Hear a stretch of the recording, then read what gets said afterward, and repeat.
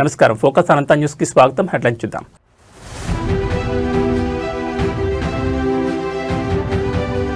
పశ్చిమాసియాలో యుద్ధ జ్వాలలు, ట్రంప్ డెడ్లీ వార్నింగ్.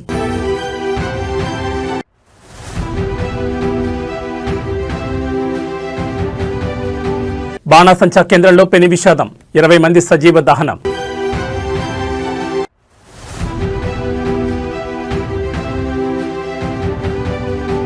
ఫార్ములా ఈ రేస్ కేసులో బిగ్ ట్విస్ట్, కేటీఆర్ కు చిక్కులు.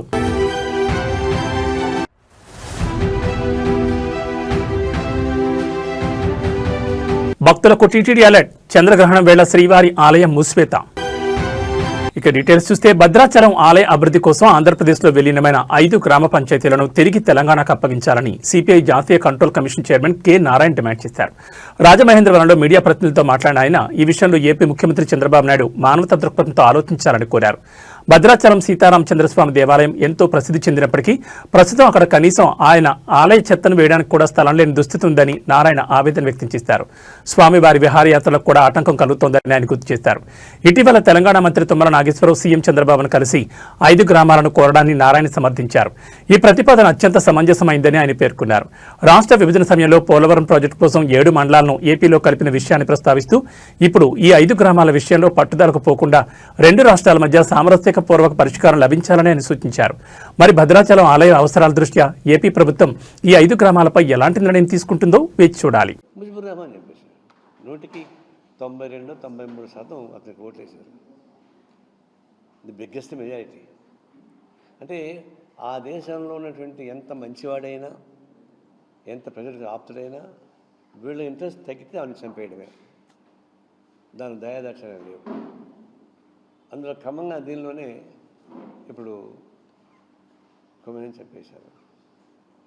సరే, ఆయన నెగిటివ్ పాజిటివ్ అది మనకు అనవసరం. ఆ దేశాధ్యక్షుడైనా ఆ దేశాధ్యక్షుడు ఉన్నవాటిని ఆ ప్రజలు తిరుగుబాటు చేసి ఓడిస్తే మనకు అభ్యంతరంగా. ఇప్పుడు బంగ్లాదేశ్ తిరుగుబాటు చేశారు, అట్లాగే శ్రీలంకలో తిరుగుబాటు చేశారు. అది వాళ్ళ ఇష్టం. ప్రజలు తిరుగుబాటు చేసి ఆ గవర్నమెంట్ ఓడించుకోవచ్చు, గెలిపించుకోవచ్చు. మరి అమెరికన్ పాత్ర ఏంటి? నా మాట లేకపోతే నేను చంపేస్తానని చెప్పేసి అంతే చెప్పడం అంటే పాలిటిక్స్ కాదు ఇది. ప్రపంచ టెర్రరిస్ట్ ఎవరన్నా ఉంటే టెర్రరిస్ట్కి నెంబర్ 1 మోడీ కాదు, ట్రంప్ అవుతాడు. ఇప్పుడు ప్రైమ్ మినిస్టరు నిన్నగా మొన్న ఇజ్రాయెల్ పోయాడు. అసలు మామూలుగా ఇజ్రాయెల్కు మనకు సంబంధాలు లేవు. మోడీ వచ్చిన తర్వాతనే ఇజ్రాయెల్ సంబంధం పెట్టుకున్నాం. అంతకుముందు ఇజ్రాయెల్, ఎందుకంటే ఇజ్రాయెల్ పాలిస్తాన్ని చంపేస్తూ ఉంది, గాజాలను ద్రోహం చేస్తూ ఉంది, మానవత రహితమైనటువంటి పద్ధతుల్లో ఆందోళన చేస్తున్నారు. కాబట్టి పొలిటికల్గా, బడ్జెటల్గా, ప్రోటోకాల్గా కూడా భారతదేశం ఇజ్రాయెల్ సంబంధాలు పెట్టుకోలేదు. మోడీ వచ్చిన తర్వాతనే దాన్ని స్టార్ట్ చేశాడు. ఎందుకు? అమెరికా ట్రంప్ని ప్లీజ్ చేయడానికి. ఇప్పుడు మనం పోయాడు. ఎందుకు పోయాడికి? ఇజ్రాయెల్కి ఏం పని ఉంది? ఆడపోయి టెర్రరిజానికి వ్యతిరేకంగా మనం ఫైట్ చేద్దామని చెప్పేసి ప్రకటించాడు. అసలు టెర్రరిస్ట్ దేశమే ఇజ్రాయెల్. ఇజ్రాయెల్ కన్నా మించిన టెర్రరిస్ట్ ఉన్న దేశం ఉందా? ట్రంప్ కన్నా మించిన టెర్రరిస్ట్ మనగాడు ఉన్నాడు ప్రపంచంలో. వాళ్ళ దగ్గర పోయి మనం టెర్రరిజం పైన ఫైట్ చేయాలంటే అర్థం ఏంటి? ఇదంతా మోసపూరితమైనటువంటి ప్రకటన, న్యాయబద్ధ రాజకీయ ప్రకటన కావు. ఇప్పుడు కరెక్ట్గా మరుసటి రోజే కొమ్మిని చంపేశారు. ఆయన సుదీర్ఘ చరిత్ర ఉన్నటువంటి వ్యక్తి. ఇప్పుడు మనకేం సంబంధం అంటాం మనం. దాన్ని చంపిన వాళ్ళు ఇప్పుడైంది దాదాపు 444 ఫ్లైట్స్ క్యాన్సిల్ అయిపోయినాయి. ఎక్కడో ఆగిపోయారు. మన ఇండియన్స్ ఎక్కువ మంది పనిచేస్తారు గల్ఫ్ కంట్రీస్లో. వాళ్ళందరూ హతాహతం అయిపోయారు. దాదాపుగా 45-50% ఆయిల్ ఇంపోర్టు ఇరాన్ నుంచి జరుగుతుంది. తర్వాత ఆ రూటు జరుగుతుంది. అవి మొత్తం ఆగిపోయింది. తెలంగాణ రాజకీయాల్లో ఆసక్తికర పరిణామం చోటు చేసుకుంది. కోకాపేటలోని శారదాపేటం భూముల వ్యవహారంలో ముఖ్యమంత్రి రేవంత్ రెడ్డి తీసుకున్న తాజా నిర్ణయంపై బీఆర్ఎస్ సీనియర్ నేత ఎమ్మెల్యే హరీష్ రావు స్పందించారు. ఒకవైపు సీఎం నిర్ణయాన్ని స్వాగతిస్తూనే మరోవైపు ప్రభుత్వ తీరుపై నిప్పులు చెరిగారు. హరీష్ రావు శారదాపేటం భూములను తిరిగి పీఠానికే కేటాయించడం శుభపరిణామని అభివర్ణించారు. ఇది రాజశ్యామలాదేవి అమ్మవారి కృపతో జరిగిన ధర్మ విజయమని, భక్తుల పోరాటానికి దక్కిన ఫలితమని ఆయన కొనియాడారు. ముఖ్యమంత్రి రేవంత్ రెడ్డికి అమ్మవారే సరైన బుద్ధి ప్రసాదించారని, అందుకే తన నిర్ణయాన్ని వెనక్కి తీసుకున్నారని హరీష్ రావు ఎద్దేవా చేశారు. పీఠం భూముల విషయంలో హర్షం వ్యక్తం చేస్తూనే మరో వివాదాస్పద అంశాన్ని హరీష్ తెరపైకి తీసుకొచ్చారు. రేవంత్ రెడ్డి అల్లుడి అనుయాయులకు నామినేషన్ పద్ధతిలో కేటాయించిన 17 ఎకరాల భూమి సంగతేంటని ఆయన ప్రశ్నించారు. పర్యావరణ నియామకాలకు విరుద్ధంగా ప్రభుత్వ ఖజానాకు నష్టం చేకూర్చేలా హెచ్ఎండిఏ ద్వారా ఇచ్చిన ఆ భూమిలో కొనసాగుతున్న క్రషర్ యూనిట్ను తక్షణమే రద్దు చేయాలని డిమాండ్ చేశారు. ప్రజా ప్రయోజనాలకు విరుద్ధంగా రేవంత్ ప్రభుత్వం తీసుకునే ప్రతి నిర్ణయంపై బీఆర్ఎస్ తన పోరాటాన్ని ఆపదన్నారు. ఖజానాకు తూట్లు పొడిచే పనులను సహించేది లేదన్నారు హరీష్ రావు. రోడ్ యువతల మఠం ఉంది, రోడ్ అవతల 17 ఎకరాల ప్రభుత్వ స్థలం ఉంది. అక్కడ కట్టొచ్చు కదా. వాటర్ వర్క్స్ బిల్డింగ్ కట్టాలంటే, వాటర్ వర్క్స్ ఫెసిలిటీ చేయాలంటే అక్కడ కట్టొచ్చు కదా. అదేమో నీ అల్లునికి అప్పచెప్పినావు. ఇగో ఇది నేను సమాచార హక్కు చట్టంలో ఈ కోకాపేట్లో సర్వే నంబర్ 239, 240లో మైనింగ్ కోసం ఎవరికైనా భూములు కేటాయించారా అని నేనే అడిగాను. ఇందులో స్పష్టంగా చెప్పినారు, సర్వే నంబర్ 239, 240లో భాగ్యలక్ష్మి మైన్స్ అండ్ మినరల్స్ వారికి మేము 10 ఎకరాల భూమి కేటాయించామని చెప్పారు. కేటాయించింది 10 ఎకరాలు, కబ్జా పెట్టింది 17 ఎకరాలు. ఇది ORR కు కిలోమీటర్ లోపలే ఉన్న నీ అల్లుడికి అప్పచెప్పినవు. ఇది నువ్వు ఈ భాగ్యలక్ష్మి మైన్స్ అండ్ మినరల్స్ వెనుక ఎవరున్నారు? నీ అల్లుడి మనుషులు దీని వెనుక ఉన్నారు. తిరుమల తిరుపతి దేవస్థానం చైర్మన్ బీఆర్ నాయుడును లక్ష్యంగా చేసుకుని సోషల్ మీడియాలో జరుగుతున్న దుష్ప్రచారం ఇప్పుడు తెలుగు రాష్ట్రాల్లో సంచలనంగా మారింది. తన వ్యక్తిగత ప్రతిష్టను అలాగే పవిత్రమైన టీటీడీ గౌరవాన్ని దెబ్బతీసేందుకు కొందరు కుట్ర పన్నారని ఆయన తీవ్రంగా ఖండించారు. గత కొన్ని రోజులుగా బీఆర్ నాయుడు ఒక మహిళతో సన్నిహితంగా ఉన్నట్లు చూపే వీడియోలు సోషల్ మీడియాలో వైరల్ అయ్యాయి. ముఖ్యంగా ప్రత్యర్థి పార్టీ మద్దతుదారులు వీటిని పెద్ద ఎత్తున ట్రోల్ చేస్తున్నారు. ఈ వీడియోలపై స్పందించిన బీఆర్ నాయుడు ఇవి పూర్తిగా ఏఐ సాంకేతికతతో సృష్టించినమని స్పష్టం చేశారు. తన రూపాన్ని అనుకరించేలా అత్యున్నత సాంకేతికతను వాడుకుని ఈ తప్పుడు వీడియోలు రూపొందించారని ఆయన ఫేస్బుక్ వేదికగా వివరించారు. వ్యక్తిగతంగా తనను అప్రదిష్టపాలు చేయడమే కాకుండా హిందూ ధర్మానికి నిలయమైన తిరుమల ప్రతిష్టను దిగజార్చేందుకు ఈ పని చేస్తున్నారని ఆయన ఆవేదన వ్యక్తం చేశారు. డీప్ ఫేక్ అనేది ఏఐ టెక్నాలజీ ద్వారా ఒక వ్యక్తి ముఖాన్ని, గొంతును మరొకరిపై అతికించి వారు నిజంగానే ఆ పని చేస్తున్నట్లుగా భ్రమ కలిగించే ప్రక్రియ. ప్రస్తుతం ఇలాంటి వీడియోను గుర్తించడం సామాన్యులకు కష్టతరంగా మారింది. సాంకేతికతను ఆసరాగా చేసుకుని జరుగుతున్న ఈ వ్యక్తిత్వ సహనంపై బీఆర్ నాయుడు చట్టపరమైన చర్యలకు సిద్ధమవుతున్నట్టు తెలుస్తోంది. మరి ఈ ఫేక్ వీడియోల మూలాలను సైబర్ క్రైమ్ పోలీసులు ఎలా ఛేదిస్తారో చూడాలి. మరి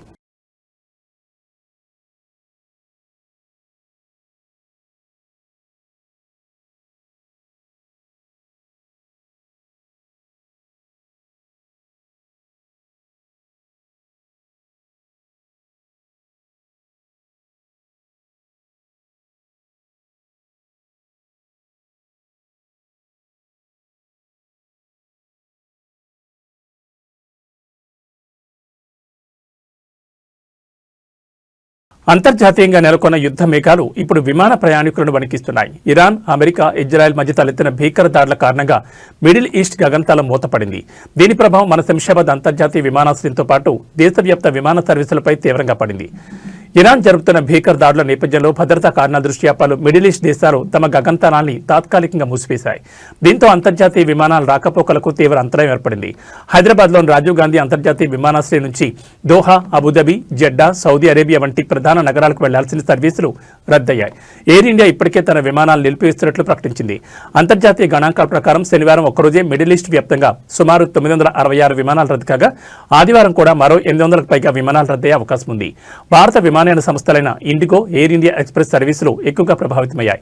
ఈ సంక్షోభ పరిస్థితుల దృష్ట్యా directorate general of civil aviation ప్రయాణికుల కోసం మార్గదర్శకాలు విడుదల చేసింది. ఎయిర్పోర్టుకు బయలుదేరే ముందే విమాన స్థితిని యాప్ లేదా వెబ్సైట్ ద్వారా చెక్ చేసుకోవాలని కోరింది. అత్యవసరమైతే తప్ప మిడిల్ ఈస్ట్ దేశాలకు ప్రయాణాలు వాయిదా వేసుకోవడం ఉత్తమని డీజీసీఏ స్పష్టం చేసింది. రద్దయిన విమానాలకు సంబంధించి రీఫండ్ లేదా ప్రత్యామ్నాయ మార్గాల కోసం సంబంధిత ఎయిర్లైన్స్ ను సంప్రదించాలని సూచించింది.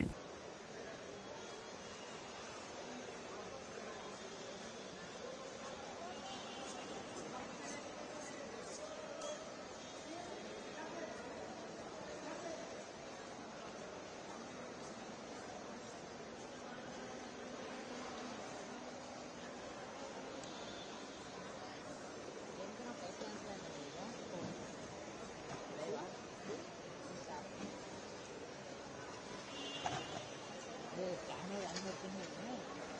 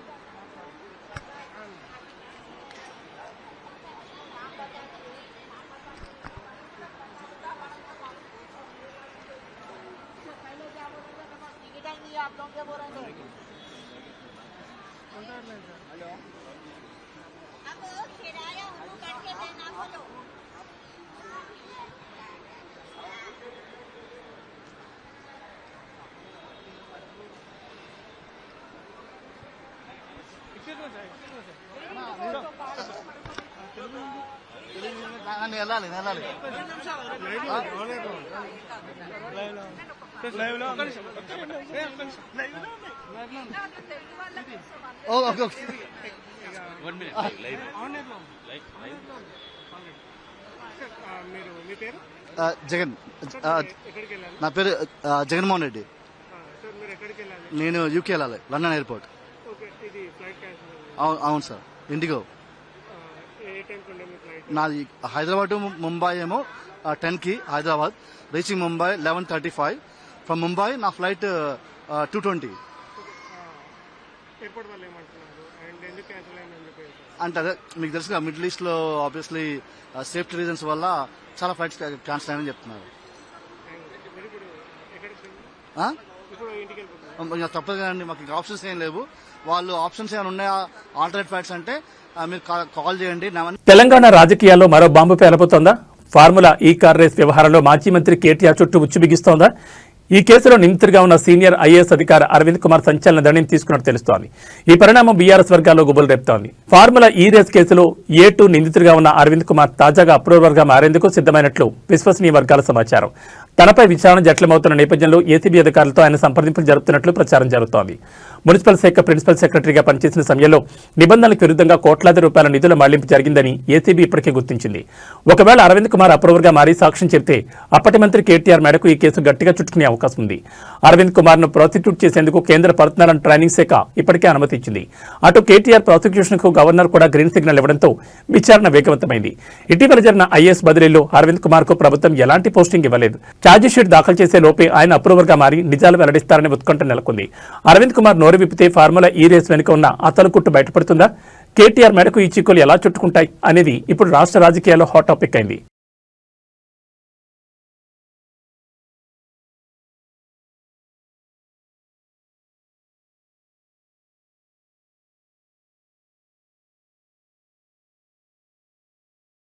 దేశ రాజకీయాల్లో సుదీర్ఘ అనుభవం ఉన్న ఇద్దరు ముఖ్యమంత్రుల మధ్య స్నేహపూర్వక వాతావరణం కనిపించింది. బీహార్ ముఖ్యమంత్రి నితీష్ కుమార్ పుట్టినరోజును పురస్కరించుకుని ఆంధ్రప్రదేశ్ ముఖ్యమంత్రి చంద్రబాబు నాయుడు ఆయనకు హృదయపూర్వక శుభాకాంక్షలు తెలిపారు. బీహార్ సీఎం నితీష్ కుమార్ ఈ రోజు తన 76వ జన్మదినాన్ని జరుపుకుంటున్నారు. ఈ సందర్భంగా ఆదివారం ఉదయం సోషల్ మీడియా ప్లాట్ఫామ్ ఎక్స్ వేదికగా చంద్రబాబు ప్రత్యేక సందేశాన్ని పోస్ట్ చేశారు. నితీష్ కుమార్ సంపూర్ణ ఆయురారోగ్యాలతో సంతోషంగా ఉంటూ సుదీర్ఘకాలం ప్రజాసేవలో కొనసాగాలని చంద్రబాబు ఆకాంక్షించారు. భారత రాజకీయాల్లో అత్యంత అనుభవజ్ఞులైన నాయకుల్లో నితీష్ కుమార్ ఒకరని, బీహార్ అభివృద్ధికి మరియు ప్రజల సంక్షేమానికి ఆయన చేస్తున్న కృషిని చంద్రబాబు ఈ సందర్భంగా ప్రశంసించారు. ప్రస్తుతం కేంద్రంలోని ఎన్డీఏ కూటమిలో తెలుగుదేశం పార్టీ మరియు జనతాదళ్ యునైటెడ్ కీలక భాగస్వాములుగా ఉన్న నేపథ్యంలో ఈ ఇద్దరు సీనియర్ నేతల మధ్య ఉన్న సాన్నిహిత్యం జాతీయ రాజకీయాల్లో ప్రాధాన్యత సంతరించుకుంది. నితీష్ కుమార్ పుట్టినరోజు సందర్భంగా దేశవ్యాప్తంగా పలువురు రాజకీయ ప్రముఖులు ఆయనకు శుభాకాంక్షలు తెలుపుతున్నారు. ప్రకాశం జిల్లాలో భారీ అగ్ని ప్రమాదం కలకలం రేపింది. టంగుటూరు మండలంలోని ప్రముఖ పొగాకు సంస్థ గాడ్ఫ్రే ఫిలిప్స్ ఇండియాలో ఆదివారం ఉదయం ఒక్కసారిగా మంటలు చెలరేగాయి. ఈ ప్రమాదంలో కోట్ల రూపాయల విలువైన ఆస్తి నష్టం వాటిల్లింది. కంపెనీలోని పొగాకు గ్రేడింగ్ యూనిట్ల మంటలు ఒక్కసారిగా చెలరేగి వేగంగా వ్యాపించాయి. దట్టమైన పొగతో పరిసర ప్రాంతాలు అంధకరమయంగా మారాయి. సమాచారం అందుకున్న వెంటనే అగ్నిమాపక యంత్రాలు ఘటనా స్థలానికి చేరుకున్నాయి. సిబ్బంది చాకచక్యంగా వ్యవహరించి మంటలు పక్కనే ఉన్న ఇతర గిడ్డంగులకు వ్యాపించకుండా అడ్డుకోగలిగారు. ఈ ప్రమాదంలో సుమారు 2000కు పైగా పొగాకు బెళ్లు పూర్తిగా కాలిపూర్తయ్యాయి. దీనివల్ల కంపెనీకి కోట్ల రూపాయల మేర నష్టం వాటిల్లిందని అంచనా వేస్తున్నారు. విద్యుత్ సరఫరాలో ఏర్పడిన షార్ట్ సర్క్యూట్ కారణంగానే ఈ ప్రమాదం జరిగి ఉండొచ్చని పోలీసులు ప్రాథమికంగా భావిస్తున్నారు. ప్రస్తుతం పోలీసులు కేసు నమోదు చేసుకుని దర్యాప్తు చేస్తున్నారు. అగ్ని ప్రమాదానికి అసలు కారణాలు విచారణలో తెలియాల్సి ఉంది.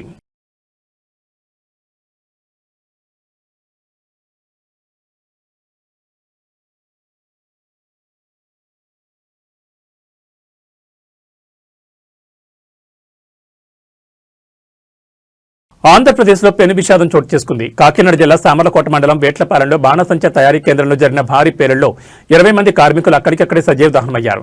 మరో 10 మందికి పైగా తీవ్ర గాయాలతో ఆసుపత్రిలో మృత్యుతో పోరాడుతున్నారు. ఈ ఘోర దుర్ఘటనపై ఆర్డీఓ మల్లిబాబు కీలక వివరాలు వెల్లడించారు. పొలాల మధ్య ఉన్న బాణసంచా తయారీ కేంద్రంలో ఒక్కసారిగా భారీ శబ్దంతో పేలుడు సంభవించింది. మంటలు క్షణాల్లో వ్యాపించడంతో 20 మంది కార్మికులు బయటకు వచ్చే అవకాశం లేక ప్రాణాలు కోల్పోయారు. ఈ పరిశ్రమకు ఈ ఏడాది మార్చి 31 వరకు లైసెన్స్ ఉందని ఆర్డీఓ మల్లిబాబు స్పష్టం చేశారు. అయితే 6 షెడ్లలో భారీ ఎత్తున నిబంధనలకు విరుద్ధంగా తయారీ సాగుతోందని ప్రాథమిక విచారణలో తేలింది. ప్రమాదం జరిగిన వెంటనే తయారీ కేంద్రం యజమాని అక్కడి నుంచి పరారయ్యాడు. పోలీసులు కేసు నమోదు చేసుకుని నిందితుల కోసం గాలింపు చర్యలు చేపట్టారు. గాయపడిన వారిలో 6గురిని కాకినాడ జీజీహెచ్కు తరలించారు. బాధితుల్లో కప్ప వెంకటలక్ష్మి, మోర్తా శ్రీను, కె శ్రీను, చిటికెల్ లక్ష్మి ఉన్నట్లు అధికారులు గుర్తించారు. ప్రస్తుతం ఘటనా స్థలంలో సహాయక చర్యలు కొనసాగుతున్నాయి. మృతుల సంఖ్య ఇంకా పెరిగే అవకాశం ఉందని తెలుస్తోంది. నిబంధనల ఉల్లంఘన వల్లే ఈ ఘోరం జరిగిందా అన్న కోణంలో అధికారులు విచారణ చేపడుతున్నారు. చాలా బాధాకరం, చాలా దురదృష్టకరం. నేను సంఘటన దగ్గరికి మాధవ్ గారు అందరు నాయకులు పోయి చూసాం. హృదయ విదారకమైనటువంటి సంఘటన. అది చూసినప్పుడు చాలా బాధ కలిగింది. ఈ సంఘటన మొత్తం కలిసి ఇప్పటికి 20 మంది చనిపోయే పరిస్థితికి వచ్చారు. 9 మంది హాస్పిటల్లో చేరి క్రిటికల్గా ఉన్నారు. 2 సేఫ్గా ఉన్నారు. మొత్తం కలిసి 31 మంది. ఇందులో చాలామంది వీకర్ సెక్షన్స్ ఎక్కువ ఉన్నారు. అందులో కూడా ఎస్సీలు అయితే దగ్గర 12 మంది ఎస్సీలు ఉన్నారు. ఒక 9 మంది మహిళలు ఉన్నారు. ఇప్పుడు వాళ్ళని లోపల కూడా పరామర్శించాం.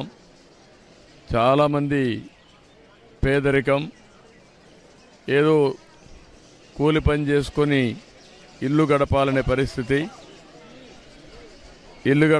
పరిస్థితి. అవన్నీ కూడా చూసిన తర్వాత జరిగిన సంఘటన పైన చాలా ప్రభుత్వం సీరియస్గా తీసుకుంటున్నాం.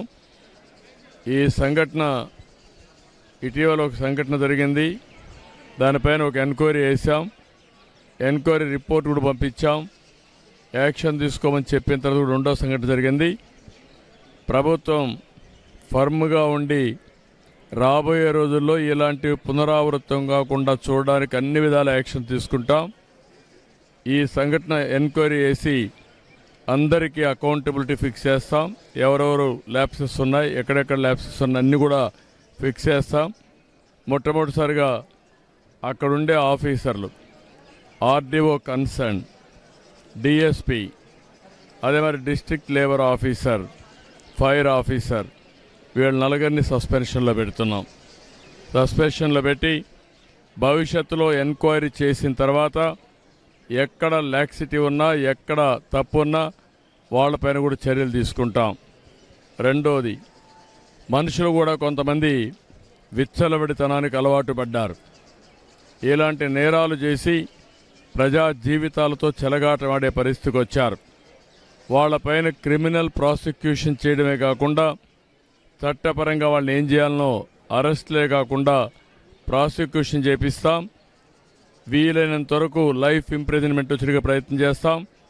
ఇంకొక పక్కన వాళ్ళ ఆస్తులు కూడా జప్తు చేసి బాధితులకు అందరికీ ఎవరైతే చనిపోయారో వాళ్ళందరూ కూడా కుటుంబాలకు అప్పచెప్తాం. ఎందుకంటే వీళ్ళు ఇష్ట ప్రకారం చేయడానికి వీలు లేదు. అదే మరి ప్రభుత్వ పరంగా ఒక్కొక్కరికి 20 లక్షల రూపాయల ఆర్థిక సహాయం చేసి మృతులందరికీ 20 లక్షల రూపాయల ఆర్థిక సహాయం చేస్తాం. గవర్నమెంట్ ఆఫ్ ఇండియా 2 లక్షలు ఇచ్చారు. అది కాకుండా 20 లక్షలు ఇస్తాం. అదే మాదిరిగా వీళ్ళందరికీ ట్రీట్మెంట్ ఇస్తున్నాం. ఆ ట్రీట్మెంట్ అంతా ఖర్చు పెట్టి